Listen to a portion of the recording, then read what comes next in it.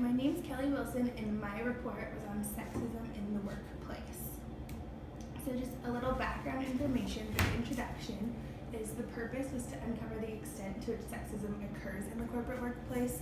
As a female about to enter into the work world, I just kind of wanted to know what to expect and who are the targets for sexism, who are the main targets as women, and why does it occur, and what are things that we can do to end sexism in the workplace.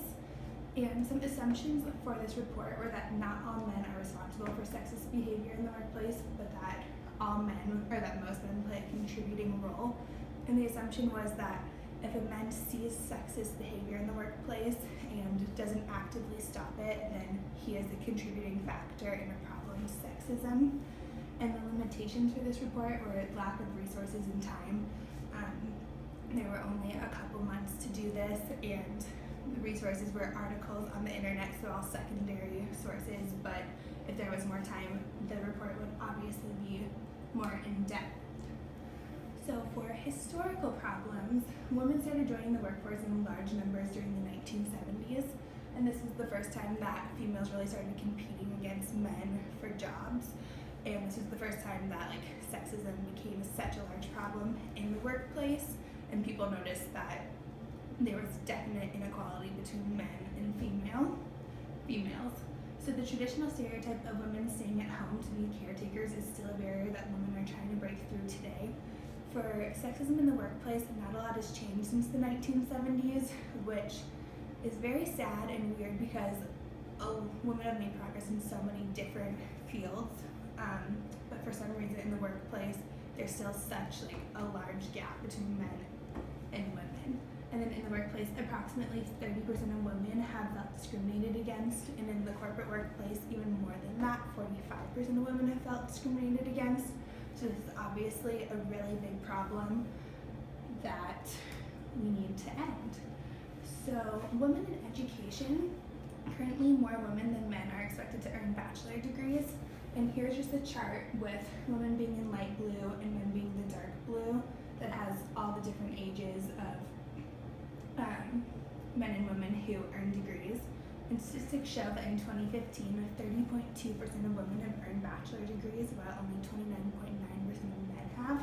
And as you can see, the light blue is dominating the men. So women have the same level of education as men, or in some cases more education, but this isn't being shown in the workplace for some reason, which is not fair, especially because they have the same background as them. This is a quote from Sheryl Sandberg, and I just found it to be really interesting. And she says, "A truly equal world would be one where women ran half our countries and men ran half our homes," which is just a statement that we're still so far from equality in the present day still. So I found some current problems, and one big problem was objectification of women. So men in the workplace have a tendency to talk about women in a derogatory and disrespectful manner. This usually occurs when women are not around, but it can also occur when they are around. But the worst forms of demeaning conversation happen when women are not in the workplace. And this just forms an us versus them divide, and it just always keeps women on the outs in their own jobs, which isn't fair when men are just the center of everything. The masculine stereotype in the workplace leads men to a false fantasy where they are better than females and can treat them in any manner that they choose. This just goes with, for an example, men will call women girls and say the girl that I work with or the girl who works at the front desk. This just automatically belittles the women and isn't a good way to refer to them. And then condescending and belittling conversations can affect women's work ethic, self-esteem, and home life, which I'll get into a little later in the presentation. Wage gap is another huge current issue, where recent studies have shown that women make approximately 80% of what men make in the same jobs. And as showed before, this has nothing to do with education levels, so there's no reason for this. Women are generally associated as caretakers, which comes with a negative connotation in the workplace. And women have various duties outside of work, which leads executives to believe that women are not as dedicated to their jobs as men. And they just think that men are more stable and that that's why they're more likely to get the promotion or to get the job in the first place, because they just think that if women have something that comes up in their personal life, they'll just leave right away, which isn't like an assumption that should be allowed. And so those are the main problems with wage gap. And the next one is maternity leave discrimination. Approximately 54,000 women are forced out of their job after having a child. So there are laws against this in the United States, but executives can get around these laws by there's just several loopholes they can do.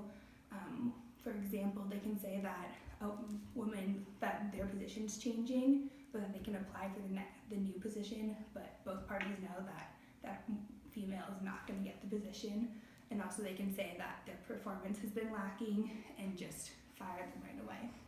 In the United States, jobs are required to allow for a 12-week paternal leave, but most jobs do not fully compensate during these 12 weeks.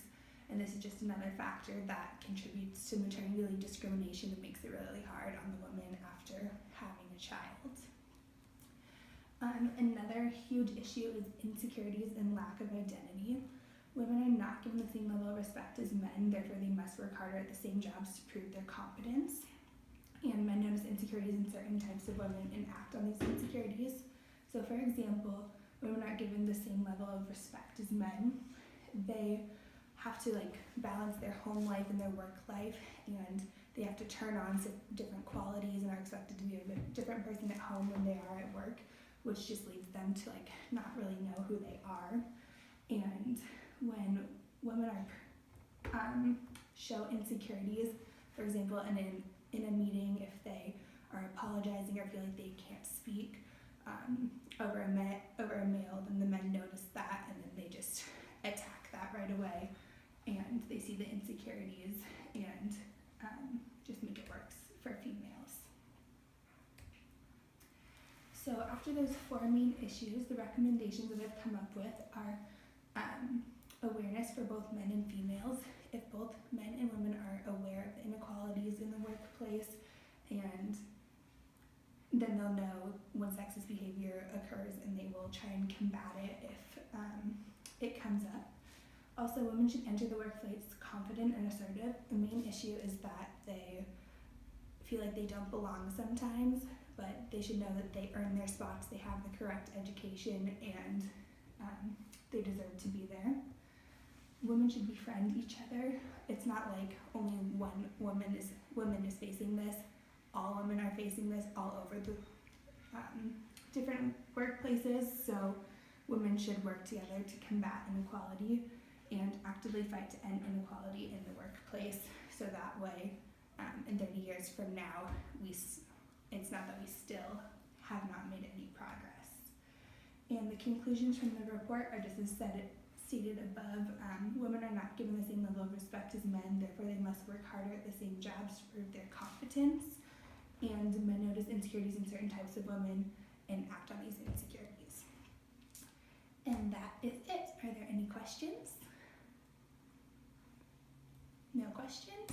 And that's the works cited.